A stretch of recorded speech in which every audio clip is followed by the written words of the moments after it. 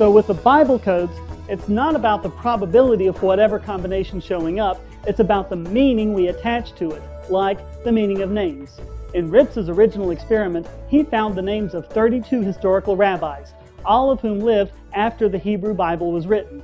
He found each of their names compared with their birth or death date in the book of Genesis. But McKay has a problem with that.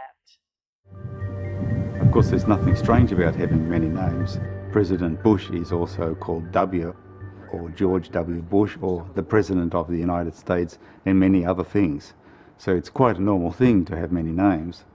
Having multiple spellings was also a normal thing in the Middle Ages when these great sages lived. We found that only some of these names and some of the spellings were used. And we wondered why this particular selection of names was used, and in particular we wondered whether there was some process in the way that the names were selected that biased the result in favour of a positive outcome. So McKay came up with a separate list and took care not to let any biases slip in. Horizon turned the results over to Dr. Dan Moore, mathematician and computer expert, and Dr. Linda White, statistician, and had them do the analysis.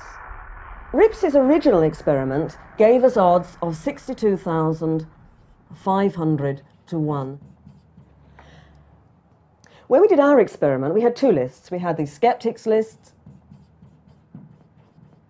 and we had the Rips list.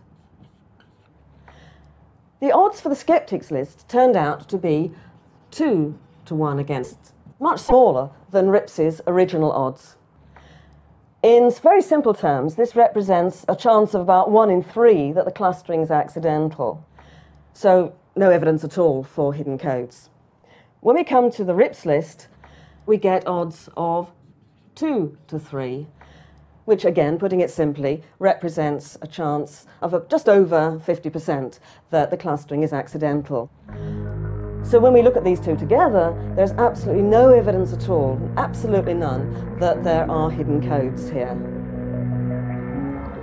Why should they come together in the same chart? And the answer we see over and over again is because there's an intention here. Really? How many has Lee Graham found by now? Consider the following few. Rabin, to be shot. Or Yigal Amir, to kill Rabin.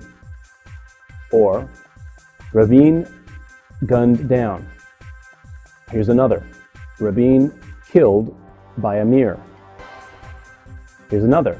Rabin, shot by Amir. That particular cluster also contains the words, "It might well happen," extinction of life. I could go on like this, indefinitely producing variations on this theme. Wow! However did Darwin know all of that? So Lee, bring it home for us. Why aren't the Bible codes genuine? To me, the biggest problem with the Bible codes is this. Long codes are no more difficult than short ones. Nevertheless, all they ever uncover are groupings of short codes. These kinds of short code clusters can be attributed to chance alone, but those are all they find. If, on the other hand, you were to seriously try to encode hidden messages in some words on your own, you would find out that hiding long codes is just a matter of cleverly filling in the blanks. It's an easy thing to do once you get used to it. See, for example, the words "I'm speaking to you here." Remove punctuation and spaces. Look, it's so easy. Wait, what was that text again? Long codes are no more difficult than short ones. Nevertheless, all they ever uncover are groupings of short codes. These kinds of short code clusters can be attributed to chance alone, but those are all they find. If, on the other hand, you were to seriously try to encode hidden messages in some words on your own, you would find out that hiding long codes is just a matter of cleverly filling in the blanks. It's an easy thing to do once you get used to it. See, for example, the words "I'm speaking to you here." Remove punctuation and spaces.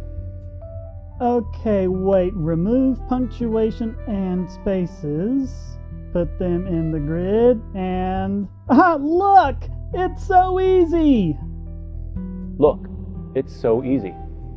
I could have made that code a lot longer had I wanted to, and so could you if you tried.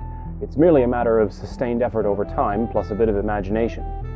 So, if you really wanted to hide codes in text with equidistant letter sequences, you could do a hell of a lot better than the sorts of codes that the Bible code people find. To say that that's an understatement is itself an understatement. The Bible codes really are piddling little nothings by comparison to what can be done. Yep, and without changing position and the skip length with each word, spelling words backwards, or combining them with the actual text. But of course, this won't stop the Bible code people. After all, they have faith. But what kind of faith is that really? That you have to go seek some bogus Bible code message to validate your bogus belief. Faith so strong that it must compel your belief should hold up to whatever tests you might devise. The Bible codes don't. I think it's far better to have the courage to see the universe as it really is, without having tried to make things fit the way you wanted to.